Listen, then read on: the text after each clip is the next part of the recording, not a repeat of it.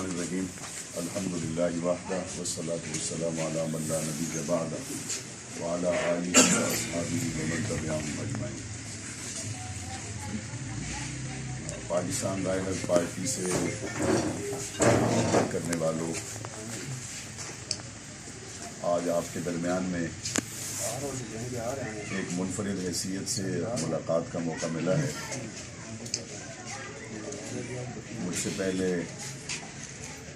پاکستان رائے حق پارٹی پنجاب کے صدر شیخ محمد اقبال صاحب آپ سے مخاطب ہو چکے ہیں، اور یہاں ہمارے آنے کی جو غرض و غایت ہے اس سے آپ آگاہ ہیں کہ ہم نے PP-20 سے اور NA 57 سے حافظ محمد عبدالحکیم صاحب کا اپنی پارٹی کی طرف سے فیصلہ کیا ہے۔ اس ملک میں بہت سی جماعتیں ہیں جو انتخاب میں حصہ لیتی ہیں، اور ہم کسی کی نیت پر بھی شک نہیں کرتے۔ تمام سیاسی جماعتوں نے اس ملک کی تعمیر و ترقی کی غرض سے ہی حصہ لیا ہوگا، لیکن ہم یہ دیکھتے ہیں کہ دین سے، مذہب سے، ختم نبوت سے، صحابہ اہل بیت سے محبت کرنے والے لوگ اب بڑی تعداد میں سامنے آئے ہیں جو اب اپنے ووٹ کا حق استعمال نہیں کرتے، اور ٹرن آؤٹ اب دن بدن کم ہوتا جا رہا ہے۔ آپ کراچی میں دیکھ لیں کہ گنجان آباد شہر میں 10,000 12,000 پہ MN جیت رہا ہے۔ جن سیٹوں پہ 1.25 لاکھ ووٹ کے ساتھ لوگ جیتتے تھے، وہاں 10 سے 12,000 15,000 پہ MNA بن رہا ہے، MPA بن رہا ہے۔ اور اگر آپ اس کا پورے ملک کا ایک تخمینہ لگائیں تو اندازہ ہو جاتا ہے کہ شاید ٹرن آؤٹ اب 50% سے بہت کم، اور شاید 40% سے بھی کم ہے۔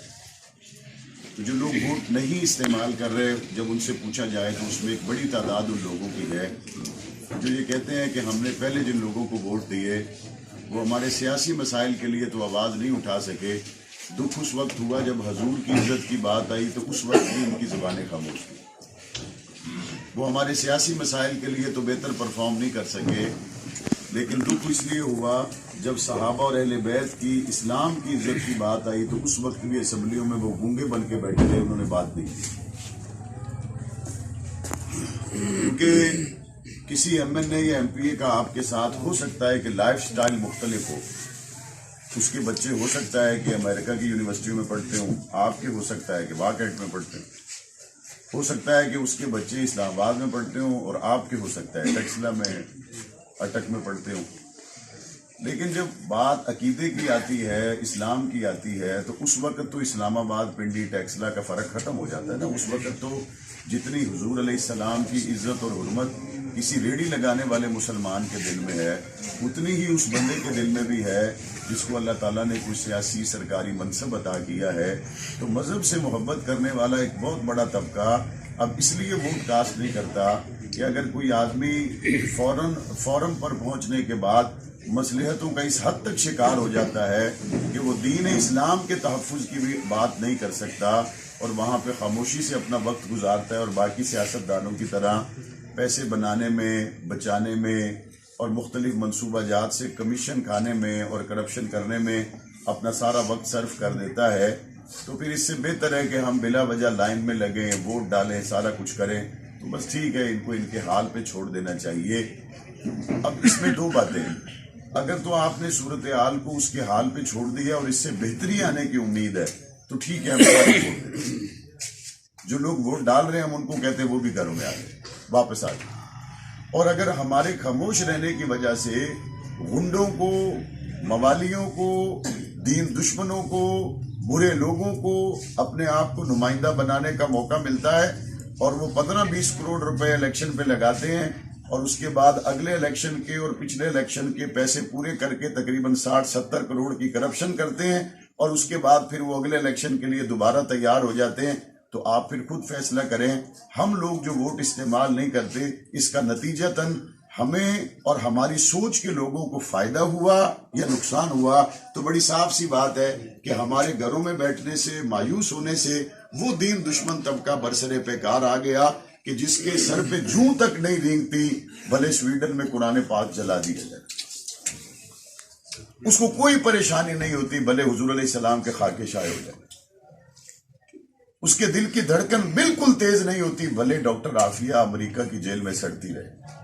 انہیں کوئی فرق نہیں پڑتا اس سے کہ کوئی آدمی اپنی بچیوں کو اپنے گود میں لے اور وہ دریا میں کود جائے کہ فاقے کی وجہ سے اس نے اپنے بچیوں کے ساتھ خودکشی کر لی، اس کو کوئی فرق نہیں پڑتا، کیونکہ اس کے گھر میں 4 5 6 سٹینڈ بائی جنریٹر رکھے ہوئے ہیں، سولر پہ اے سی لگے ہوئے ہیں، ایک بہترین زندگی گزار رہا ہے، اور ہم کڑنے والے مایوس ہونے والے لوگ اس کے حق میں بہتر ہیں، چونکہ یہ جب مایوسی ختم کر کے باہر نکلیں گے تو اس کا نتیجہ تبدیل ہو جائے گا، تو جتنے مزید لوگ مایوس ہوں وہ چاہتا ہے کہ مایوس ہوں، تاکہ جن لوگوں کے اوپر ہم نے اپنے عنایات کی، کرپشن کے پیسوں کی بارش کی ہوئی ہے، وہ لوگ زیادہ سے زیادہ ہوں، اور جو اچھے لوگ ہیں وہ زیادہ سے زیادہ مایوس ہوں، تاکہ ہمیں ایک کے بعد دوسری کے بعد تیسری باری کا موقع ملتا رہے اور ہمارا یہ کام چلتا رہے۔ اور اس کا نتیجہ کیا نکلا؟ اگر آپ خاموش ہو کے گھر میں بیٹھ جائیں تو خاموش ہو کے بیٹھنے سے کیا آپ کو پٹواری سے کام نہیں پڑے گا؟ جب پڑے گا تو پھر اس کو رشوت دیے بغیر تو کام نہیں ہوتا۔ آپ کو خاموش بیٹھنے کا کیا فائدہ ہوا؟ آپ کو پولیس سے کام نہیں ہوگا، پولیس کے پاس جائیں گے تو بغیر رشوت کے تو آپ کی FIR درج نہیں ہوتی۔ آپ کو خاموش بیٹھنے سے آپ کا مسئلہ حل ہوا؟ خاموش بیٹھنے سے مسئلہ حل تو نہیں ہوا۔ آپ جب بھی کسی سرکاری ادارے میں جاتے ہیں وہاں پہ آپ کو اپنا حق لینے کے لیے جب تک آپ پیسے نہیں دیتے اس وقت تک آپ کی فائل آگے نہیں جاتی، تو خاموش رہنے کا فائدہ کس کو ہوا، نقصان کس کو ہوا؟ دورہ تیرہ چورہ نقصان ہم نے اٹھایا ہے، اور دورہ تیرہ چوگنا 100 گنا فائدہ اگر اٹھایا ہے اس کرپٹ بندے نے اٹھایا ہے، جو پہلے ہزاروں میں تھا، بعد میں کروڑوں لاکھوں اربوں میں آیا، اور اس کے بعد اب وہ کہتا ہے کہ جناب پہلے بندے ہو راکھنے ہیں، ہن تا اج کل اسی سید ہونے ہیں، بندے قوما بھی تبدیل کر کے دن پیسہ آوے نا، قوما بھی تبدیل ہو گئے، گراما بچ پہلے قوم ہو رونی، لیکن جس ٹائم پلنے پلنے وڈیرے ہو گئے پھر گڈیاں بھی زیادہ آ گئے، اپنی من پسند قوم بھی چاہ کے دیں۔ اور ایک اور بڑا رواج ہے، جس ٹائم زیادہ پیسے کٹھے ہو گئے پھر ایک رشتہ یا کسی وڈے خاندان بچوں چاہ کے نین یا کسی وڈے خاندان بھائی دے چھوڑ دین، اس تو بعد تو ویسے ہی وارے نیارے ہو گئے وہ جی فلانے صاحب جی، فلانے جاگیردار صاحب جی، فلانے خان صاحب جی، فلانے صاحب نال انہاں نال رشتہ داری ہو گئی۔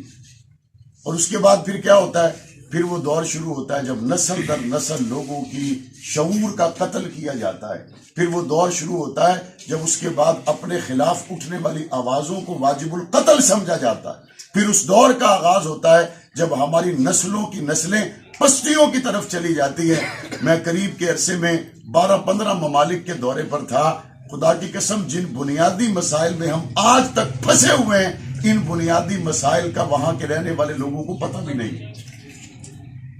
لوگوں کو یہ بتاتے ہوئے شرم آتی ہے کہ ہم ایک ایسے ملک سے ہیں جہاں پہ سارے لوگ مسلمان ہیں۔ لوگوں کو یہ بتاتے ہوئے شرم آتی ہے ہم ایک ایسے ملک سے ہیں جہاں پہ سارے لوگ کلمہ پڑھنے والے ہیں، جہاں کی مسجدیں آباد ہیں،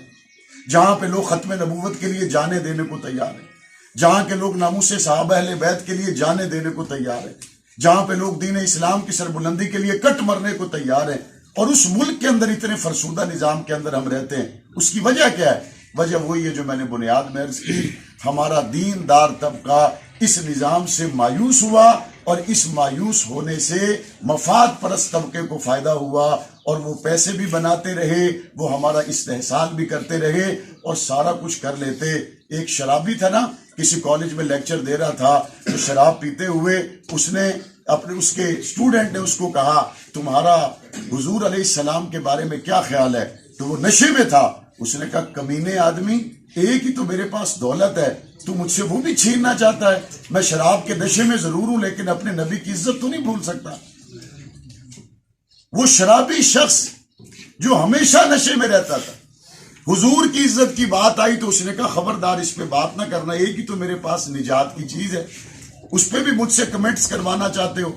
لیکن خدا کی قسم اس سے بھی زیادہ نشوں میں مدہوش ہمارے ایوانوں میں بیٹھے ہوئے حکمران ہیں، جہاں پہ ٹرانسجینڈر ایکٹ پاس ہو جائے تو ان کو پتہ نہیں چلتا، جہاں پہ ایسے ایسے قوانین پاس ہو جائیں تو ان کو پتہ نہیں چلتا، اور پتہ چل بھی جائے تو جو سما کے ناموس صحابہ اہل بیت کا قانون پاس ہو جائے تو بعد میں تحفظ کے لیے اٹھنے کی بجائے مخالفت کرنے والوں سے پیسے لے کے کمٹمنٹ کر لیتے. یہ ساری صورتحال میں نے آپ کے سامنے مختصراً اس لیے رکھی کہ ہم چاہتے ہیں کہ ہمارا جو دینی حلقوں میں مایوس طبقہ ہے اس کو بیدار ہونا چاہیے، اور اس کے لیے پاکستان رائے حق پارٹی نے اپنا پلیٹ فارم مہیا کیا ہے. اور میں بڑی ذمہ داری سے یہ بات عرض کر رہا ہوں، میں شیخ محمد اقبال صاحب سے اور عبدالحکیم صاحب سے پوچھے بغیر، لیکن میں امید کروں گا یہ دونوں میرے ساتھی میری اس بات پر اطمینان کا اظہار کریں گے. میں بڑی ذمہ داری سے یہ بات کہہ رہا ہوں، اور یہ بات اگر اس آپ کے شہر میں NA57 میں PP20 میں اگر کسی اور سیاسی جماعت کے کارکن میں جرت ہو تو وہ بھی کرے. میں یہ بات ذمہ داری سے کر رہا ہوں. آپ یہاں پہ لوگ بیٹھے میں، آپ ہمیں حافظ عبدالحکیم سے بہتر اگر کوئی کینڈیڈیٹ دیتے ہیں کہ جی حافظ عبدالحکیم صاحب بہت اچھے آدمی ہیں لیکن ہم آپ کو ان سے بھی بہتر دیتے ہیں، ہم دین کی خدمت کے لیے آگے بڑھنے کا جذبہ رکھتے ہیں، ہم نے اپنے اوپر کبھی ضد نہیں لگائی کہ میرا جانا ہی ضروری ہے. آپ اگر اس مایوسی کو نکالیں اور اپنے حلقے میں بیداری پیدا کریں، دین حق کی سربلندی اور علاقے کی تعمیر و ترقی کے لیے PP20 NA57 سے کسی اچھے بندے کا آپ کی نظر میں اگر انتخاب ہو، میں عبدالحکیم کو ابھی بٹھا دوں گا، آپ اپنا بندہ لائیں، ہم اس کے پیچھے چلنے کے لیے تیار ہیں. ہماری کوئی ضد نہیں ہے، ہماری کوئی انا نہیں ہے، ہم صرف بہتری چاہتے ہیں. دینی حوالے سے جو شخص شعور بیدار کرنا جانتا ہو، آپ کے علاقے کے لوگوں کے مسائل کو جانتا ہو، اس کی بہتری کے لیے وہ واقعی سنجیدہ ہو، اور وہاں پہنچ کر وہ مصلحتوں کو نہ دیکھے، وہاں پہنچ کر گنبد خضرا کو دیکھے، ایسا بندہ ہم اسمبلی میں بھیجنا چاہتے ہیں. اگر آپ کو عبدالحکیم پر اعتماد ہے، ہمارے ساتھ کھڑے ہو جائیں. آپ کی نظر میں کوئی اور بہتر ہے، آپ اس کو لا کے کھڑا کریں، میں اور میرے کارکن ہم اس کے پیچھے چلیں گے. لیکن مایوسیوں سے نکلنا ہوگا اور اپنے نمائندے کو ایوانوں تک پہنچانا ہوگا. اس کے لیے آپ پرعزم ہیں انشاءاللہ. دوسری بات، بعض دفعہ ساتھیوں کے ذہن میں یہ ہوتا ہے جی وڈیاں پارٹیاں نے درمیان وچ مقابلہ ہو سی، PTI والے جتسن، نون والے جتسن، PTI والے، رائے حق پارٹی والی نوی جماعت ہے، اتنا ووٹ بینک تو نہیں. ٹھیک ہے،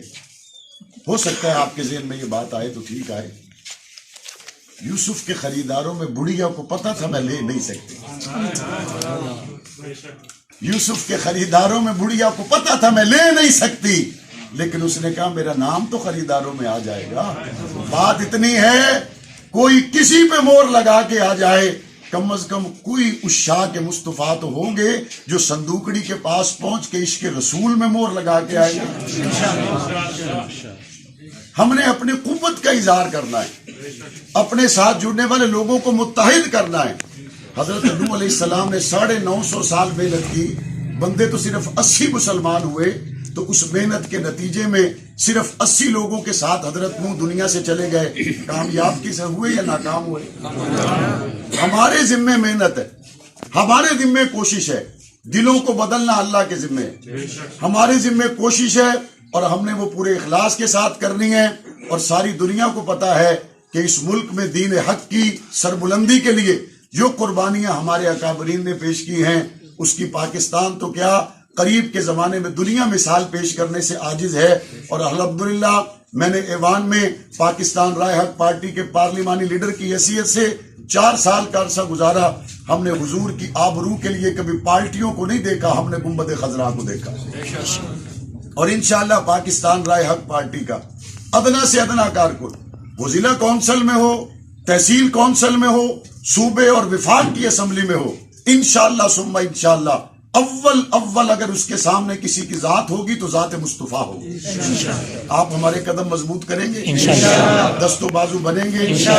اس دفتر کے ساتھ اور اس جماعت کے ساتھ ہمیشہ اپنے رابطے کو مستحکم کریں گے. اللہ تعالی ہم سب کا حامی ناصر ہو. آپ سب دوستوں کا پاکستان رائے حق پارٹی کے دفتر آمد پر میں دل کی گہرائیوں سے شکر گزار ہوں، اور میں امید کروں گا کہ آج کے دن سے جو لوگ ہمارے ساتھ اتفاق کر چکے ہیں، اب یہ اپنے باقی کاموں میں سے روزانہ کی بنیاد پر کم از کم 2 گھنٹے فارغ کر کے اپنے بازاروں میں، محلے میں، شہر میں لوگوں سے ملیں گے، اور ملاقاتوں کے ذریعے ہماری سیاسی فکر کو آگے پھیلائیں گے، لوگوں کو اپنے ساتھ شامل کریں گے، اور اس کاز کو لے کر آگے چلنے میں آج سے لے کر الیکشن کے دن تک بالکل بھی سستی اور غفلت کا مظاہرہ نہیں کریں گے، اور انشاءاللہ آپ کے اخلاص اور محنت کی برکت سے کامیابی آپ کے قدم چومیں گی۔ ہم اس پار ہوئے تو بھی کامیاب ہیں، ہم اس پار ہوئے تو بھی کامیاب ہیں۔ اللہ تعالیٰ آپ کو سلامت